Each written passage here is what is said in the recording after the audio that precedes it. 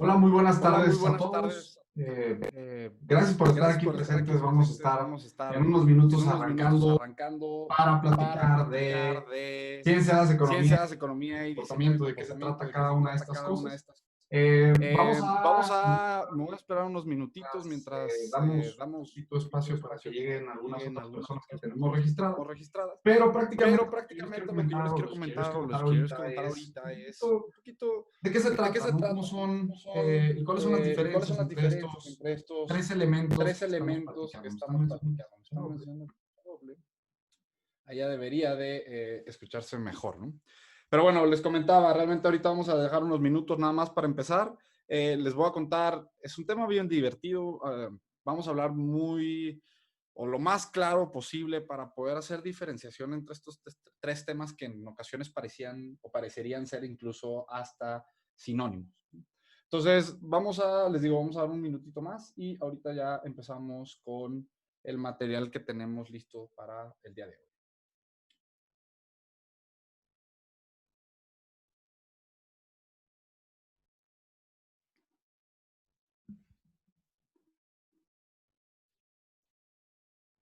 Entonces, nada más un segundito.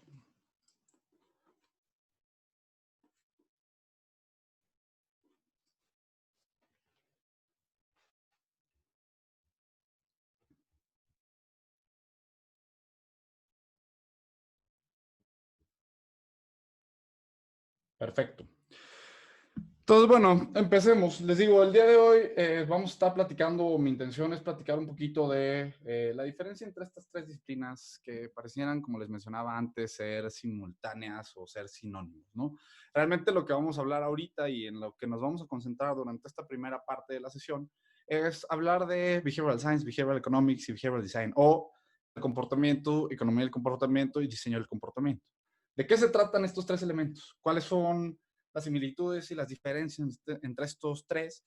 Y vamos a abordar este tema a través de una comparativa que sigue un poquito el desarrollo del conocimiento científico. Van a ver que no solamente estamos hablando de tres disciplinas distintas, sino que vamos a ver cómo cada una de ellas se enfoca a diferentes partes de un problema, ¿no? Les digo, lo atractivo es que pues las tres herramientas, ¿no? En conjunto pues nos dan mayor entendimiento del comportamiento y decisiones de las personas. Lo interesante, les digo, pues poder hacer la diferenciación de, bueno, y exactamente cómo y de qué manera aborda el problema o el tema de comportamiento cada una de estas disciplinas. Si pueden ver ahorita, digamos, prácticamente la pregunta central de lo que queremos responder el día de hoy es, bueno, economía del comportamiento, ciencias del comportamiento y diseño del comportamiento. ¿Qué es cada una de estas cosas?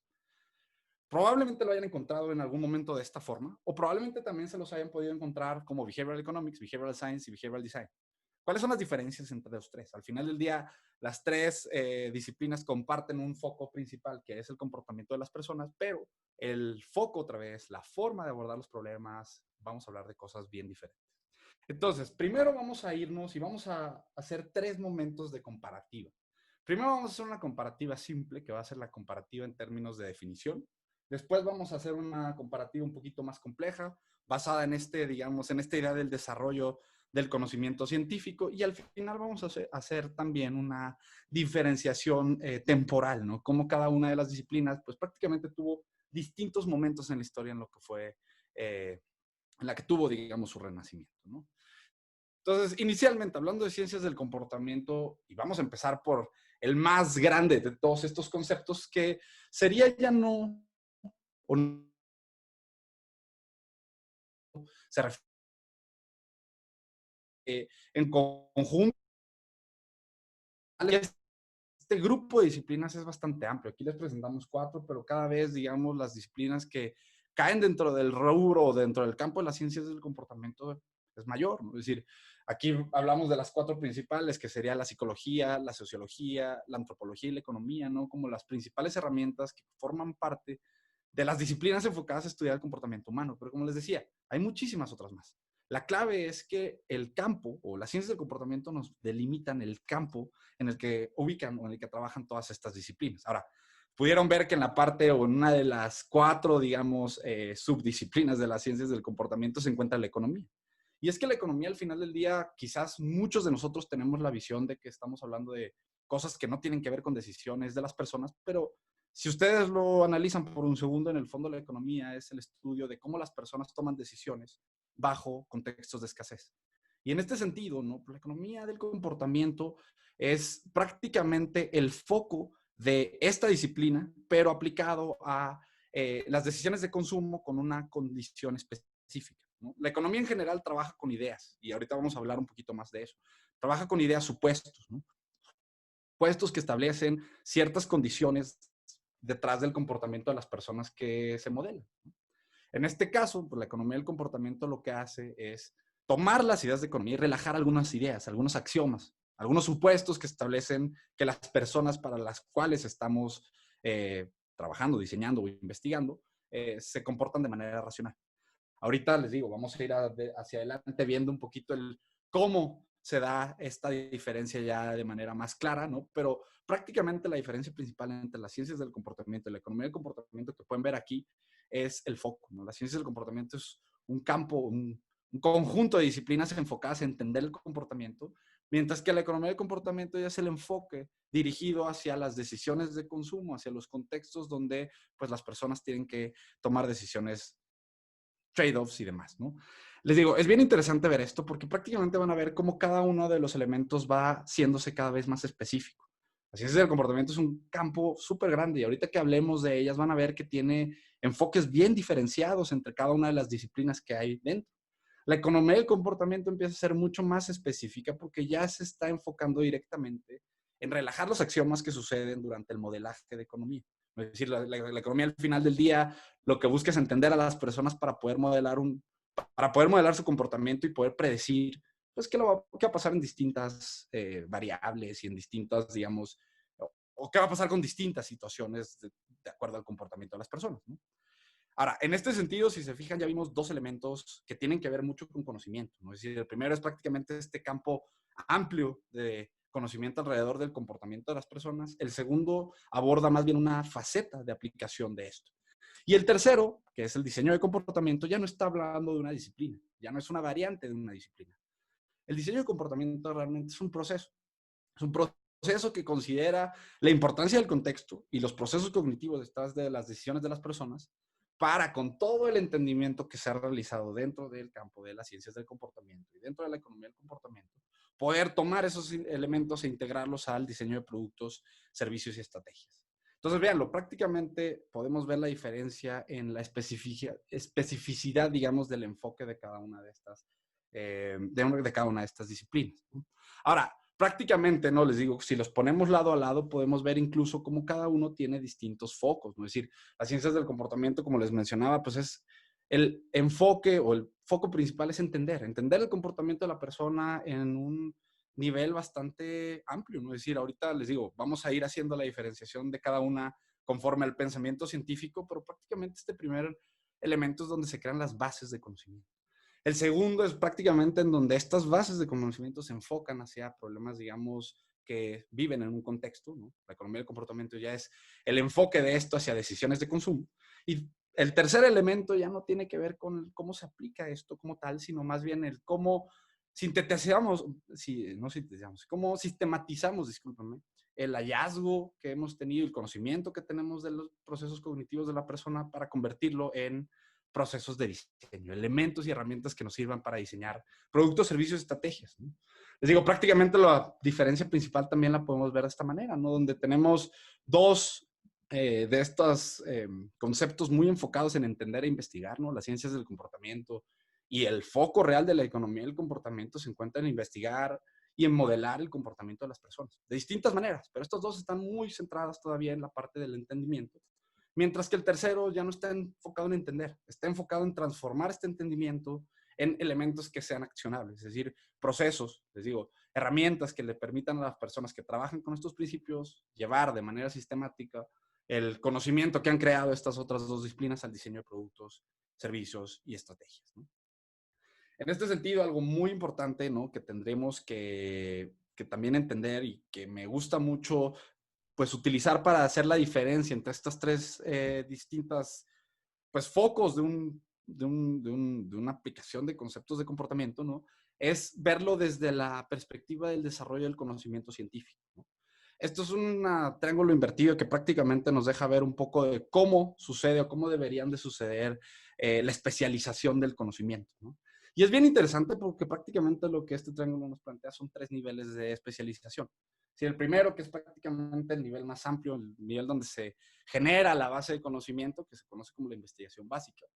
Luego tenemos un nivel donde esta investigación básica se enfoca hacia problemas aplicados, ¿no? Que sería la investigación aplicada.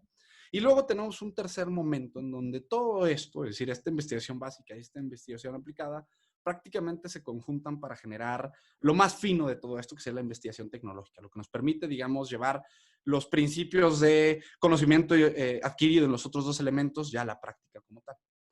Si lo vemos de esta manera, ¿no? Y si vemos cómo, digamos, la relación prácticamente va en términos de especialización, pues vamos a poder ver que hay una conexión muy cercana entre cómo se relacionan, ¿no? Estos 3 conceptos de los que estamos hablando y estos 3 niveles de conocimiento. Vamos a ver lo siguiente, ¿no? Empecemos por definir esta parte de investigación básica, ¿no? Y esto es bien interesante porque en este nivel del desarrollo del conocimiento prácticamente estamos hablando de la generación de hechos, leyes, el desarrollo de nuevas teorías, ¿no? Es decir, en este punto estamos hablando de la generación de conocimiento, entendimiento sobre un problema básico, ¿no? Es decir, aquí estamos tratando de generar teorías independientemente de la posibilidad de su aplicación inmediata. Piensa en esta parte como el punto en donde se genera el conocimiento. Luego tenemos un segundo nivel en donde ya no estamos enfocados en generar conocimiento, sino estamos enfocados en estudiar problemas prácticos, en situaciones reales. Y esto es bien interesante porque otra vez, piénsenlo un poquito en la relación de la plática que estamos llevando, ¿no? Es decir, al final del día, la parte de investigación básica tiene mucho y se relaciona en gran medida con el objetivo de las ciencias del comportamiento, que es entender en gran medida, ¿no? Pues el comportamiento de las personas. Luego tenemos este segundo nivel que pues es ya no el entendimiento general, sino el entendimiento aplicado, que podríamos entenderlo como la forma en la que la economía del comportamiento explora las aplicaciones del comportamiento humano de decisiones de consumo. Y luego tenemos el tercer elemento, ¿no? Que en este caso está, otra vez, buscando desarrollar nuevos procedimientos o identificar elementos que quizás no habían sido contemplados previamente, para entonces poder tener un acervo de herramientas que nos permitan plantear soluciones a problemas cotidianos y reales. Otra vez, piénsenlo de esta manera, porque es bien interesante verlo como estos 3 elementos y estos 3 niveles de refinamiento de conocimiento se refleja o se pueden ver muy claramente en ciencias del comportamiento, economía del comportamiento y diseño del comportamiento. ¿Por qué? Vamos a ver cada una de estas fases. Pero si ustedes lo piensan, ¿no? Las ciencias del comportamiento prácticamente como core tienen o como objetivo principal tienen dar cuenta de los principios básicos del comportamiento y la toma de decisiones. La psicología, la sociología, la antropología, es decir, cada una de estas disciplinas aborda de distinta manera el objetivo principal de entender y predecir de cierta manera la toma de decisiones humana, ¿no? Y eso es bien interesante porque les digo, véanlo en cómo esto es prácticamente la base de todo lo que hay hacia abajo, pero el tema es que estamos buscando la creación de conocimiento. Es decir, las ciencias del comportamiento todavía el día de hoy están más enfocadas en seguir desarrollando conocimiento y entendimiento de la persona que en llevarlo y en enfocarse directamente en la aplicación. Vamos a ver más adelante, hay personas que definitivamente están aplicando estos principios desde las ciencias del comportamiento, pero vean un poquito el refinamiento de conocimiento es muy interesante ver, más cuando lo llevamos hacia el diseño, ¿no? Porque, es decir, en esta segunda parte estamos enfocando el conocimiento hacia elementos aplicados, mientras que en este tercer algo muy importante es que ya estamos hablando de perfeccionamiento y aplicación de nuevos procedimientos. Y eso es prácticamente lo que sucede en esta parte de diseño de comportamiento, ¿no? Es decir, la parte de diseño de comportamiento lo que está buscando generar es sintetizar todo ese conocimiento, todo ese entendimiento del proceso de decisión que se tenía dentro de las ciencias del comportamiento y dentro de la economía del comportamiento para poderlo convertir en herramientas integrables a un proceso de diseño. Es decir, al final del día, esta disciplina de diseño de comportamiento, digamos que ya no está respondiendo a la pregunta de qué, ¿no? Es decir, ciencias de comportamiento, economía del comportamiento responden en gran medida a la pregunta de qué hacen las personas bajo ciertas situaciones, ¿no? Es decir, cómo reaccionan las personas ante diferentes, ante montos diferentes en el tiempo, ¿no? Es decir, son disciplinas que todavía están muy centradas en entender el por qué, mientras que el diseño de comportamiento ya no entiende tanto el por qué, sino toma los hallazgos de estas disciplinas y se pregunta más bien el cómo lo cambia. Y para llegar al cómo lo cambio es bien interesante, porque justamente el diseño de comportamiento ha profesionalizado de cierta manera esto recurriendo a modelos. Un elemento muy importante, digamos, del trabajo con comportamiento humano es, pues en muchas ocasiones, la incertidumbre que hay trabajando con personas. Justamente, y en este proceso de refinamiento de conocimiento, en el diseño, en la fase de diseño, se han esquematizado modelos que nos permiten al final del día tener líneas o lineamientos replicables para poder eventualmente llevar a la práctica todo este conocimiento. Pero les digo, es interesante verlo de esta manera porque otra vez, podríamos, perdón, me voy a regresar tantito. Ajá. Podríamos prácticamente entenderlo como símil, ¿no? Es decir, esta investigación básica es equiparable a lo que hablamos en ciencias de comportamiento, ¿no? En términos de enfoque. En la economía del comportamiento más bien está enfocada hacia, bueno, cómo llevamos o cómo verificamos la aplicación de estos conceptos en contextos limitados, en este caso enfocados a decisiones de consumo.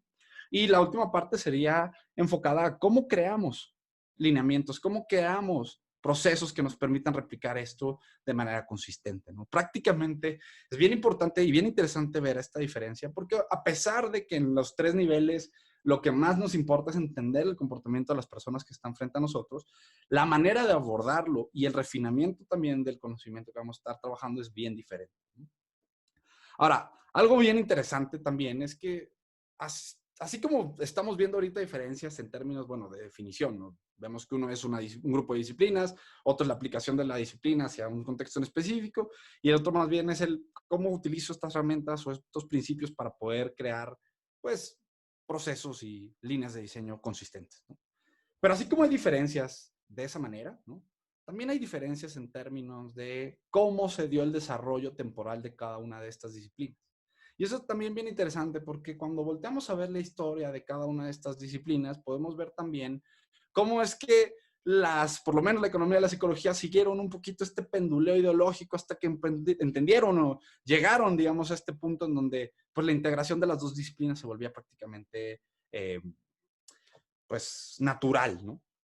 Para esto, ¿no? Les digo, lo que les quiero contar muy rápidamente es pues una especie de historia, ¿no? Un poquito de cómo se fue dando el desdoble de estos principios y también ahí vamos a poder ver cómo es que llegan los economistas y cómo es que llegan los psicólogos a integrar estas dos cosas que pues tal vez en principio es lógico integrarlos, pero que por muchos años estuvieron trabajando en opuestos o en ángulos opuestos de todo esto, ¿no? Aquí hay unas preguntas. Arturo está preguntando, dice, ¿los descubrimientos de la economía del comportamiento se pueden traspolar a las ciencias del comportamiento? Yo te diría que es al revés. Más bien, la mayoría de los descubrimientos de la economía del comportamiento vienen de alguna manera soportados por investigación previa en ciencias del comportamiento. Es decir, la gente que trabajamos con principios de economía y psicología, generalmente tenemos ya de cierta manera una línea y quienes empezaron a trabajar con esto, digamos, ya tenían una línea previamente establecida por quienes trabajan en las ciencias del comportamiento. Entonces, piensen prácticamente que el conocimiento más grande y de donde viene todo es de esta combinación de disciplinas que son o que engloban las ciencias del comportamiento. Y realmente los hallazgos de esta disciplina es lo que se ha ido extrapolando tanto a la economía del comportamiento como al diseño de comportamiento. Es decir, al final del día, que les cuento un poco cómo nace el diseño de comportamiento, es prácticamente un grupo de personas que tienen la necesidad de crear lineamientos de diseño establecidos y que voltean a la disciplina de economía del comportamiento y ciencias del comportamiento para buscar justamente estas riquezas de información y de hallazgos que les permitieran o que les permitan pues justamente generar procesos, ¿no? Entonces prácticamente les digo, es muy importante ver esta diferenciación entre las disciplinas. Ahora, aquí hay algo bien también divertido en términos temporales, ¿no? Porque piénsenlo, realmente si hablamos de las ciencias del comportamiento podríamos enfocarnos y realmente lo natural sería enfocarnos a la psicología, ¿no? Si hablamos de la psicología, pues podemos hablar de la psicología es una disciplina que tiene mucha historia, ¿no? Pero a partir de 1890, los psicólogos empezaron a cuantificar, ¿no? Empezaron a querer generar algunos constructos psicológicos, componentes del comportamiento que fueran medibles. ¿Y cómo lo empezaron a medir? Principalmente lo empezaron a hacer a través de tests tradicionales, ¿no? De hecho, Cattell en 1890 acuña por primera vez un test mental, ¿no? Es decir, un pequeño examen para medir cómo las personas, digamos, reaccionaban a ciertas pruebas, ¿no?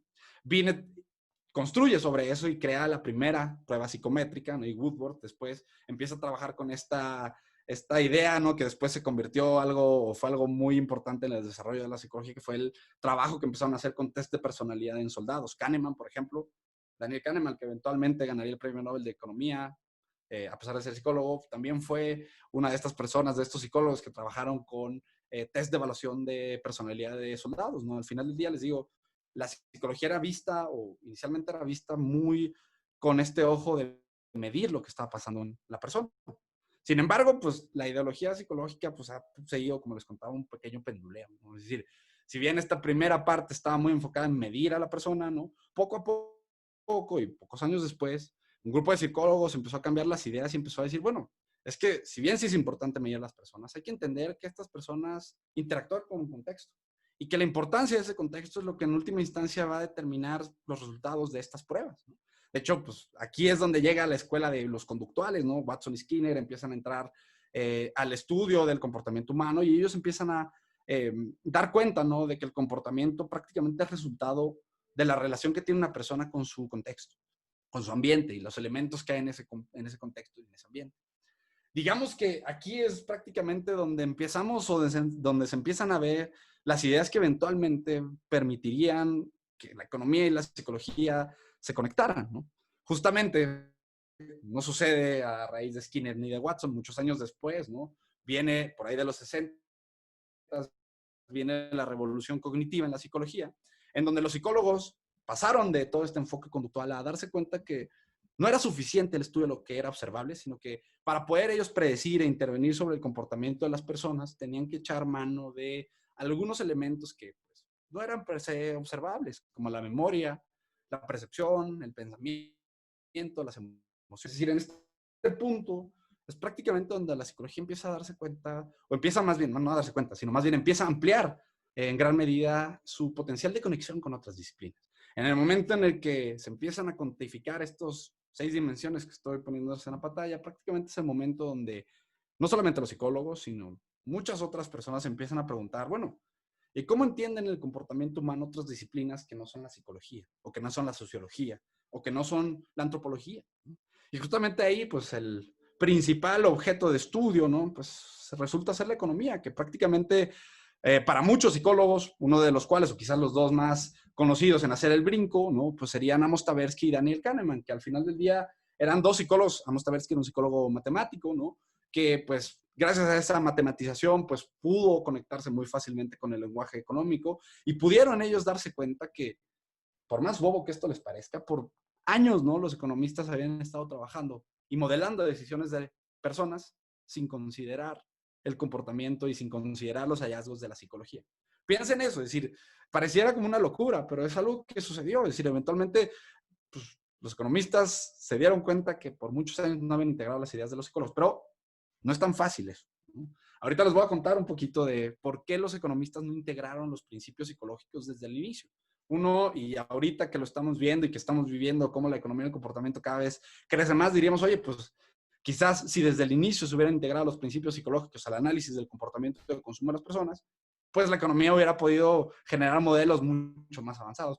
Pero, justamente, como les voy a contar ahorita, la historia de la economía no es tan fácil. La economía, así como vimos ahorita que la psicología tiene un penduleo ideológico y que primero salen estas personas conductistas y después aparecen los cognitivistas para traer un poquito de ideas diferentes a la mesa, pues en la economía pasa algo muy parecido. La economía prácticamente la podemos pensar y ver como un juego ideológico, un péndulo ideológico, ¿no? Donde prácticamente se han tocado ideas muy de humanización alrededor de las decisiones de las personas, pero también se ha ido digamos, el péndulo hasta el otro extremo en donde hablamos de deshumanización absoluta, ¿no? Realmente si ustedes vieran, y para que me sigan un poquito con esta idea del péndulo, no piensen lo que pasaba tal vez muy al inicio de la economía, ¿no? Piensen, por ejemplo, vámonos con dos de los que son considerados padres de la economía. Vamos a hablar, por ejemplo, primero de Adam Smith, que pues al final del día Adam Smith es un economista muy humano, ¿no? Es decir, dentro de su ideología él habla mucho de emociones y de fuerzas de mercado que pues compensan por todos estos discrepancias en las acciones de las personas en agregado, ¿no? Pero no solamente él, Jeremy Bentham, que hablaba también más o menos en esas épocas, empezó a hablar de racionalidad basada en emociones. Empezó a hablar de conceptos de aversión a pérdidas, puntos de referencia en el proceso de decisión de las personas y exceso de información o recarga cognitiva como una de las barreras para decidir. Véanlo, decir, no en esas palabras, pero ellos empezaron a hablar y la perspectiva inicial de la economía era entender las decisiones que tomaban las personas respecto a su consumo, ¿no? Y véanlo, es bien interesante porque estas primeras visiones, ¿no?, de los economistas eran muy centradas en cosas humanas, psicológicas, ¿no? Ahora, el problema viene cuando los economistas empiezan a ser prominentes en el mundo público. ¿Por qué? Porque prácticamente los economistas o a los economistas se les empieza a pedir pues poder tomar y poder predecir de manera sistemática, ¿no?, el comportamiento de las personas. Y justamente ante la necesidad de tener modelos que fueran predictivos y que pudieran realmente predecir adecuadamente el comportamiento de las personas, pues los economistas dicen, ¿sabes qué? Pues no podemos estar tomando decisiones con base en lo que yo imagino que va a suceder, necesitamos un modelo. Y entonces ahí es donde los economistas basan sus decisiones en un modelo en un modelo predictivo. Ahora, obviamente, cuando vienes tú, empiezas después y ahorita les voy a contar un poquito de cómo se crea esto, ¿no? Pero en última instancia, después de muchos años y después de muchos intentos, los economistas llegan a lo que hoy se conoce como el modelo económico tradicional.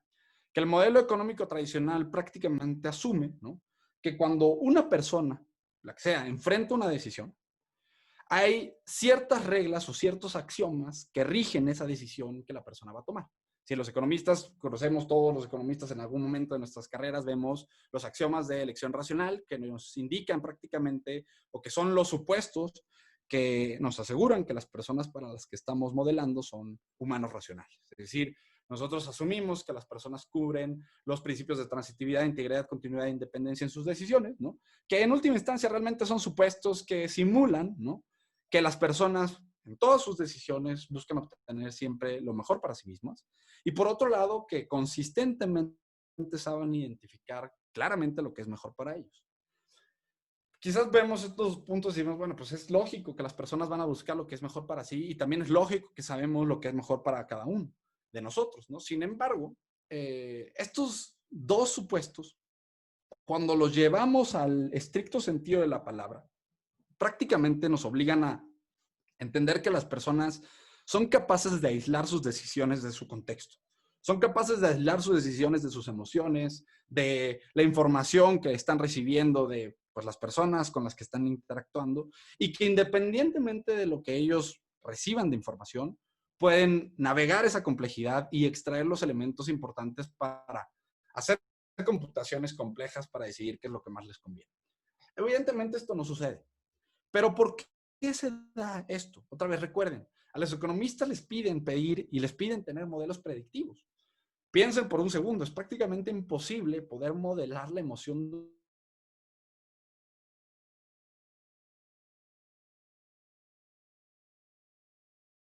persona porque pues al final.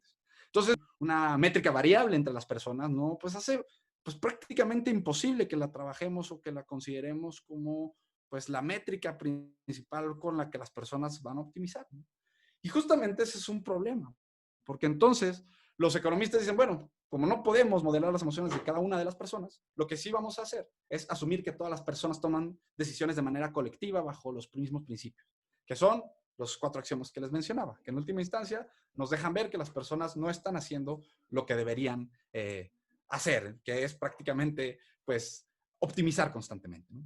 Ahora, en este punto, ¿no?, y dado o en el momento en el que surgen estos axiomas de elección racional, se abre la puerta a la matematización económica. Y eso es bien importante, porque a partir de este momento tenemos personas que operan bajo condiciones irreales, que son estos maximizadores de utilidad constante. Justamente en ese momento aparecen personas muy importantes para la economía, como Oscar Morgenstern, John von Neumann, que prácticamente plantean, ¿no?, esta idea de que pues todo el modelo básico se rige bajo los principios de la teoría de la utilidad esperada, es decir, las personas cuando van a tomar una decisión se paran frente a un prospecto, evalúan ese prospecto, comparan con todas las alternativas que tienen y maximizan su utilidad esperada hacia el futuro. Otra vez, acuérdense, son principios que parecieran, ¿no?, tal vez como irreales, completamente irreales, pero acuérdense, si las personas que trabajan con estos modelos no hacían estos supuestos en ese momento, prácticamente hubiera sido imposible modelar algo, tener un modelo que predijera el comportamiento de las personas. Ahora, en este punto también surge algo bien importante. Se viene, digamos, la matematización real, ¿no? Es decir, Irving Fisher toma algunas de las ideas de las personas que trabajan en la teoría de la utilidad esperada y prácticamente la lleva a la matematización absoluta, ¿no? Y esto es algo bien interesante porque la economía en este punto despega en su poder predictivo, ¿no? Es decir, los modelos empiezan a despegar, somos capaces de crear modelos mucho más potentes. Sin embargo, y el problema, ¿no? Es que estos modelos, a pesar de ser más potentes, a pesar de ser mucho más sofisticados, ¿no? Están basándose en la idea de que las personas operan de una forma en la que realmente no operan, ¿no?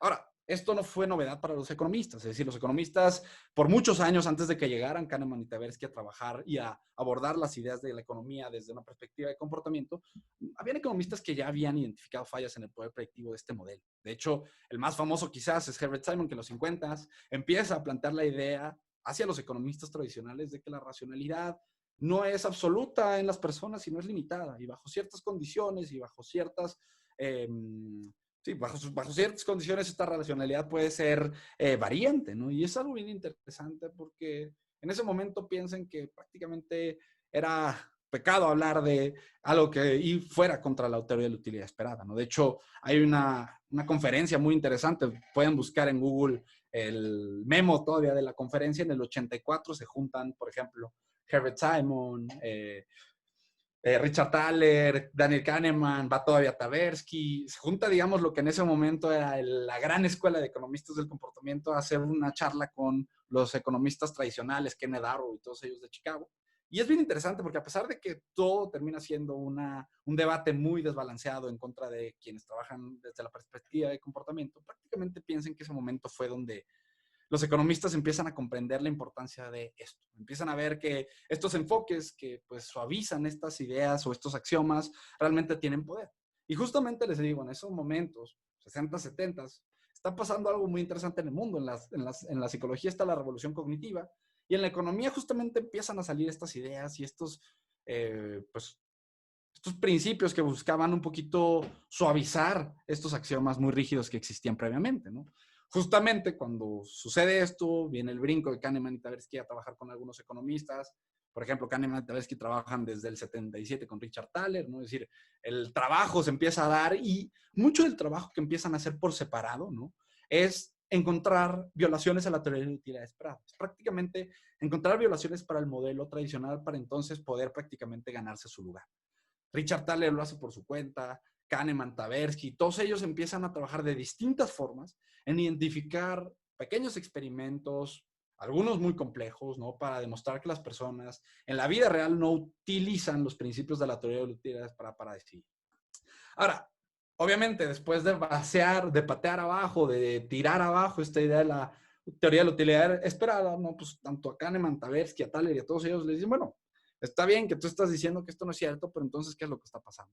Y ahí es donde viene el segundo momento de trabajo de la economía del comportamiento, que es cuando pasamos, digamos, o pasan las personas que trabajan en esto de identificar problemas, identificar violaciones en la teoría, a identificar las formas en las que se puede mejorar esta teoría. De hecho, los economistas, todos los economistas que nos están escuchando, conocen esta gráfica por lo menos en el cuadrante arriba a la derecha. El cuadrante arriba a la derecha es prácticamente la gráfica de utilidad que vemos y que aprendemos en cualquier clase de microeconomía. Sin embargo, Kahneman y Tversky, y después de haber trabajado varios años en la identificación de estas violaciones de la teoría de la utilidad esperada, identificaron un patrón muy importante, dos patrones muy importantes, por ejemplo, que están representados en este gráfico. Ellos se dieron cuenta que la utilidad de las personas no era un elemento que se valorara, digamos, como lo hacíamos nosotros antes, con este cuadrante arriba, a la derecha, donde valorábamos los movimientos sobre la curva de utilidad. Kahneman y Tversky lo que plantean es más bien una gráfica de utilidad que tiene una forma en esa invertida. De hecho, si lo pueden ver, este cuadrante o esta gráfica que originalmente nosotros conocíamos como un único cuadrante, de repente se convierte en una gráfica de dos cuadrantes. Cuadrante abajo a la izquierda que tiene una curva completamente diferente. ¿Por qué es completamente diferente? Esto es algo bien interesante. Si se fijan, todo surge de un origen. ¿Qué significa este punto de referencia? que las personas, o dentro de la teoría de prospectos de Daniel Kahneman y Tversky, ¿no? Las personas evalúan las ganancias y las pérdidas en términos relativos. Y eso es algo bien interesante, porque al final del día ellos empiezan a agregar estos pequeños elementos a los procesos de decisión que ya se mapeaban previamente, y empezamos a ver que, pues, este elemento de valorar las ganancias y las pérdidas relativas también implica que las ganancias y las pérdidas no las valoramos de la misma manera. De hecho, la curva la pueden ver que es partida o un poquito mucho más, bueno, no un poquito, mucho más pronunciada del lado izquierdo, lo cual busca representar, ¿no? Esta curva de preferencias partidas refleja que las pérdidas nos duelen más que las ganancias.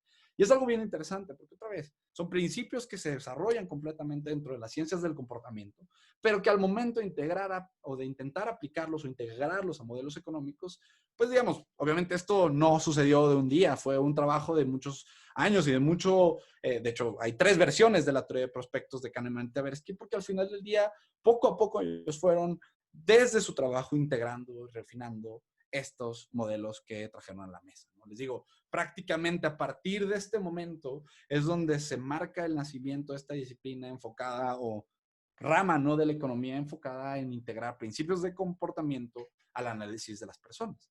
Y aquí es bien interesante verlo porque a partir de los 70, ¿no? Behavioral Economics, economía del comportamiento, ha tenido un avance muy fuerte en términos de investigación.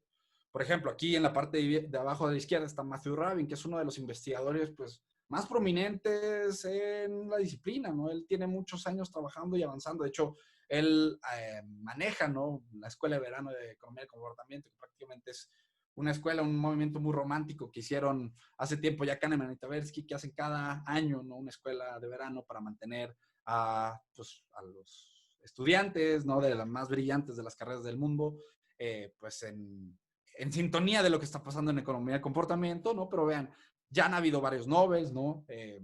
Robert Shiller, que está justamente al lado de él, Colin Cameron está abajo a la derecha, ¿no? Él está mucho más enfocado en neuroeconomía, Richard Thaler arriba a la derecha también ganó el Nobel, Herbert Simon ganó el Nobel, Richard Kahneman ganó el Nobel, Amos Tversky arriba a la izquierda, pues hubiera ganado el Nobel. De hecho, el año que muere prácticamente le notifican que iba a ser el Nobel, pero pues él no alcanza a vivir para recibirlo, ¿no? Entonces, a partir de ese momento, el campo empieza a crecer mucho, pero en la parte de investigación. Y eso es lo atractivo. Realmente el campo de la economía del comportamiento explota, ¿no?, a partir de que Richard Thaler, Kasustian popularizan el uso del concepto de nudge. Nudge estaba en la literatura de cambio de comportamiento desde finales de los 90, pero digamos que a partir de que Thaler y Sunstein lo popularizan en su libro Nudge, se vuelve entonces una herramienta muy importante y muy representativa de lo que hace la economía del comportamiento. Porque piénsenlo, estábamos hablando de que la economía del comportamiento investiga, estudia. Todas las personas que estábamos hablando y todas las personas que empezaron a trabajar en la economía del comportamiento investigaban cómo las personas y cómo la psicología y los principios psicológicos afectaban la toma de decisiones de las personas. Ahora, lo interesante viene cuando surge este concepto, y no solamente surge el concepto en términos del potencial que tiene para crear cambio, sino también empieza a ser adoptado fuertemente por los gobiernos en el mundo por tener el potencial de, al tú entender mejor a las personas, pues tienes el potencial de crear productos, servicios y estrategias que sean mucho más estables o mucho más, digamos, alineadas con lo que ellos necesitan. Justamente esto y los primeros enfoques o las primeras aplicaciones de diseño de comportamiento en gobierno empiezan a tener resultados muy buenos en términos de eficiencia. De hecho, David Cameron, ¿no?, es el encargado prácticamente de instaurar el primer experimento a gran escala de un grupo trabajando con herramientas de las ciencias del comportamiento en optimizaciones de gobierno. Ellos crean el Behavioral Insights Team en 2010, ¿no?, inicialmente como un pequeño experimento de 2 años. Lo formalizan después en 2012, pero a partir de eso, no solamente Reino Unido, todo el mundo empezó a darse cuenta que estas herramientas y que la aplicación más que nada de estas herramientas puede llegar a ser una herramienta muy fuerte para diseñar política pública. De hecho, en 2015, justo antes de salir de la oficina de gobierno, Barack Obama firmó una orden ejecutiva en la que estipulaba que todas las dependencias del gobierno tendrían que utilizar insights de las ciencias del comportamiento para diseñar mejores políticas públicas. Es decir, prácticamente ellos veían, ¿no?, el potencial de hecho, esto es parte de la orden ejecutiva que firmó Obama. Él decía, bueno, pues adoptar insights de las ciencias del comportamiento nos ayudará a modernizar toda nuestra estructura, desde ofrecer servicios más eficientes, acelerar la transición a energías renovables, ayudar a que la población obtenga mejores trabajos, tenga mayor acceso a oportunidades de educación y a que vivan mejores vidas. Es Digo, prácticamente vean la diferencia y esto es bien interesante porque en este punto ya no estamos hablando de investigación, ya no estamos hablando de entender el comportamiento de las personas, realmente estamos hablando de integrar estos principios al diseño de política pública. Y justamente a partir de estos señales de mercado, ¿no? Porque prácticamente es la instauración del BID y después la formalización del grupo en Estados Unidos, la formalización del grupo del Banco Mundial, la formalización del grupo de la OCDE, es decir, a la par de esto estaban sucediendo la formalización de varios grupos en el mundo. Y lo que empieza a suceder es que la aplicación de estos conceptos a partir de este momento se vuelve global. Y esto es bien interesante porque estamos hablando de 2014, 2015, cuando esto empieza a explotar y las empresas en el mundo, de hecho ahorita vean este top de 25 empresas que hoy en día tienen grupos de behavioral design trabajando dentro de sus áreas, ¿no? Prácticamente a partir de este momento es donde pues se vuelve y se empieza a volver importante el cómo. ¿Cómo lo hago? Es decir, ya vimos a manera de relación y piénsenlo, en los 90s, el principio de los 2000s, el trabajar con estos principios parecía estar prácticamente limitado a académicos. Poco a poco y conforme empieza a surgir el diseño de comportamiento, sistematizando estos procesos, creando modelos, se empiezan, digamos, a salir, ¿no? Las aplicaciones únicamente de academia y empiezan a permear justamente hacia todos los gobiernos. En este punto, imagínense que es cuando, incluso todavía muchos de ellos académicos, de hecho, BJ Fogg está en Stanford, Dilip Soman está en Toronto, Susan Mitch está en UCL, ¿no? Pero todos ellos prácticamente en este punto en la historia, ¿no? Después de que ya habían habido muchos desarrollos en economía y en ciencias del comportamiento, viene esta camada, digamos, de autores que se voltea a entender la necesidad de sistematizar esto. Wendell, V.J. Fogg, Dilip Soman, Susan Mitch, todos ellos han buscado de distintas maneras sistematizar conocimiento creado en las ciencias del comportamiento y en la economía del comportamiento para crear, por un lado, herramientas y por otro lado, modelos o procesos completos que le permitan a una persona integrar principios de las ciencias del comportamiento al diseño de algo, de un producto físico, de un servicio, de una estrategia. Los enfoques de cada quien son bien diferentes. Por ejemplo, el enfoque de Susan Mitch y Combi, todas las aplicaciones de Behavior Change Wheel y demás son modelos muy enfocados hacia política pública. Stephen Wendell, por ejemplo, está del otro lado. Stephen Wendell trabaja más con modelos enfocados en diseño de producto, ¿no?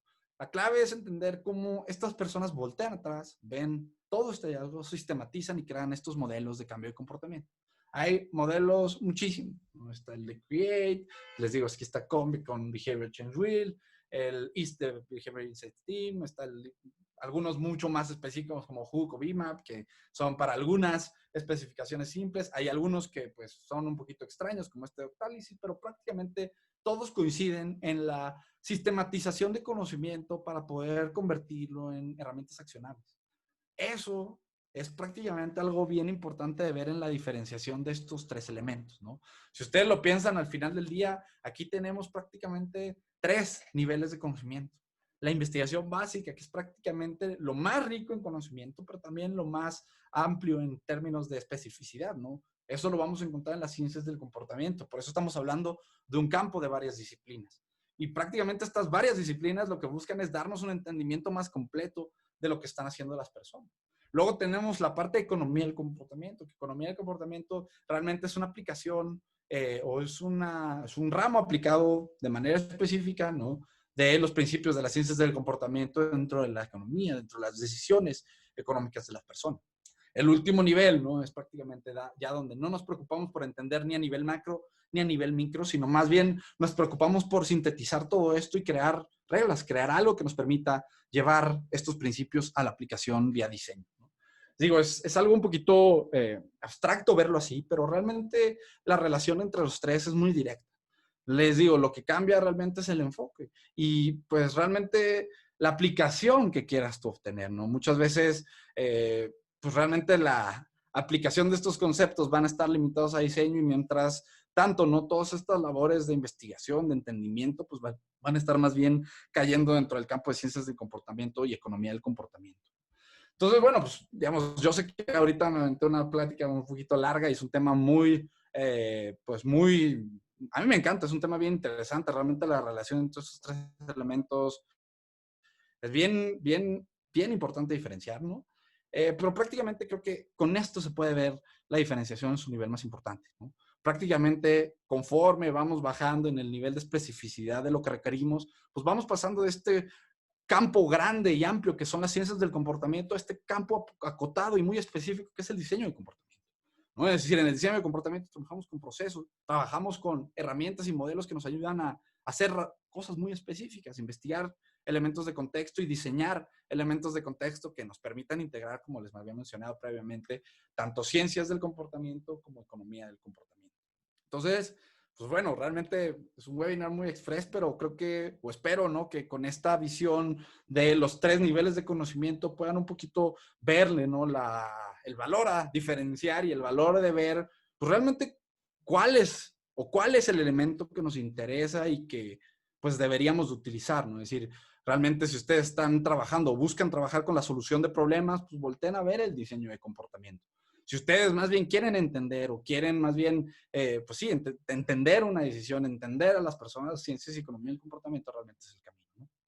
Entonces, bueno, pues hasta aquí llegamos. Si a ustedes, por ejemplo, les interesa todo este elemento de behavioral design, ¿no? Es decir, nosotros pues realmente nos enfocamos, nosotros somos Instituto Mexicano de Economía y Comportamiento, estamos enfocados y iniciamos muy enfocados en economía y comportamiento, pero como todos, nos enfocamos en la aplicación de los conceptos. Y por eso, para llevarlo a la aplicación, pues nos enfocamos en esta parte de diseño de comportamiento, en tener un proceso, en tener modelos que nos ayudan justamente a crear pues, soluciones de manera sostenible, ¿no?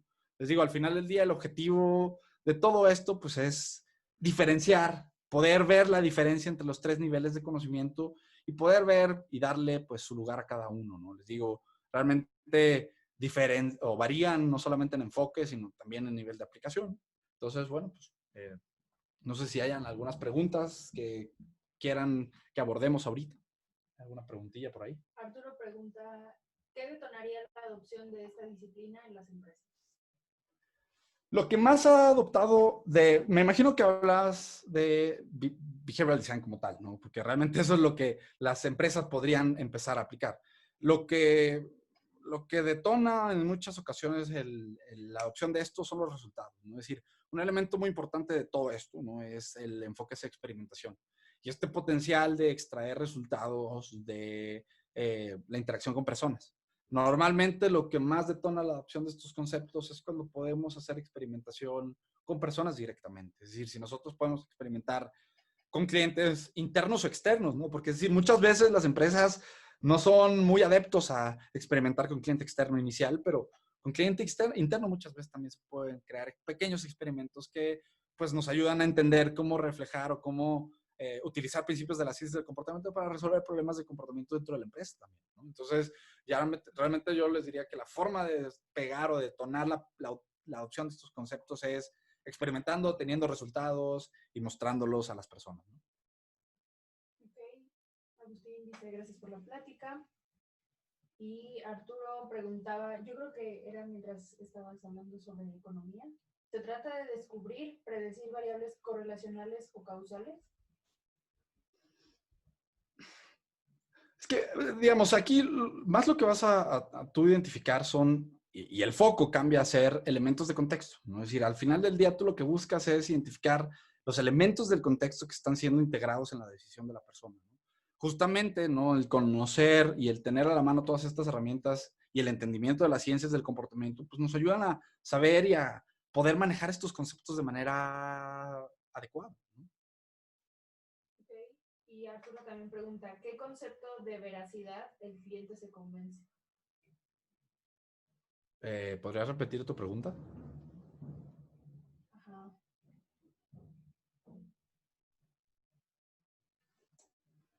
Y los descubrimientos de la economía del comportamiento se puede traspolar a las ciencias del comportamiento. Esa la habíamos respondido, que era, decíamos más bien que era al revés, ¿no? Que la economía traspolaba algunos hallazgos de las ciencias del comportamiento. Okay. Y Valentina ahora pregunta, desde salud, ¿cómo podemos apoyarnos con la economía del comportamiento? Digamos que la economía del comportamiento nos ayuda y las ciencias del comportamiento nos pueden ayudar mucho a entender por qué las personas no toman decisiones adecuadas en términos de salud para sí mismas, ¿no? Es decir, al final del día muchas veces cosas que parecieran o lógicas, ¿no? Pues es muy importante entender desde la perspectiva de comportamiento por qué. Ahora, si tú quisieras más bien, una vez que entiendes y quieres más bien ayudarle a las personas a cuidarse en sus casas, a comer saludablemente, es decir, a todos estos principios o a todos estos prácticas de comportamiento que podrían en última instancia generarle salud, pues tendrías que irte más al uso de herramientas del diseño de comportamiento para poder establecer una estrategia de comunicación, algún elemento de intervención en el contexto de las personas que te ayude a generar justamente ese comportamiento en los clientes de la clínica, del hospital o donde sea que estés trabajando. Pero realmente, otra vez, como que el valor es entenderlo por su valor de entendimiento, es decir, nos puede ayudar a entender qué es lo que está pasando, nos puede ayudar a entender por qué las personas están o no haciendo algo. Y por el otro lado, ya la parte de diseño, los procesos, las herramientas, los modelos, nos pueden ayudar a, bueno, si yo quiero cambiar esto, ¿dónde y cómo tendría que intervenir? ¿Qué tipo de estrategia de comunicación tendría que yo lanzar? Justamente para diseñar esa parte, ya necesitaremos herramientas del diseño de comportamiento. Perfecto. Pues bueno, ya es viernes, es un webinar bastante pequeño, pero espero que les haya servido. Les digo, es un tema bien controversial la diferencia entre estos tres elementos, pero sí hay diferencias y sí es importante hacer las diferencias, principalmente entre ciencia, economía y diseño, ¿no? Porque les digo, estamos hablando de cosas muy grandes, ¿no? Cuando hablamos de ciencias de comportamiento, las ciencias son muy completas, comprenden muchas disciplinas, ¿no? Cuando hablamos de economía, pues ya estamos acotando de cierta manera el enfoque de esto. Y cuando estamos hablando de diseño, no solamente el enfoque se acota, sino también el objetivo de lo que hacemos, ¿no? Ya no estamos buscando entender, estamos buscando el entrar a un contexto y reconfigurarlo, reformular ese contexto para lograr un cambio en el comportamiento de las personas. Y Arturo pregunta si se compartirá la presentación. Sí, si estuvieron registrados, exacto, les vamos a compartir un correíto donde van a recibir esta grabación del video y algunos materiales que les van a ayudar a justamente seguir leyendo un poco más de estos tres temas, encontrar diferencias entre estas tres disciplinas y pues si les interesa volver a ver el video, pues se lo van a poder ver, ¿vale? Entonces, bueno, pues qué bueno que estuvieron aquí conectados. Espero otra vez que esto les sea de utilidad. Pronto vamos a anunciarles algunos otros webinars. Tenemos 2 preparados para las próximas semanas. Entonces, pues bueno, espero que pronto nos volvamos a ver y pues nos vemos el próximo webinar. Muchos saludos.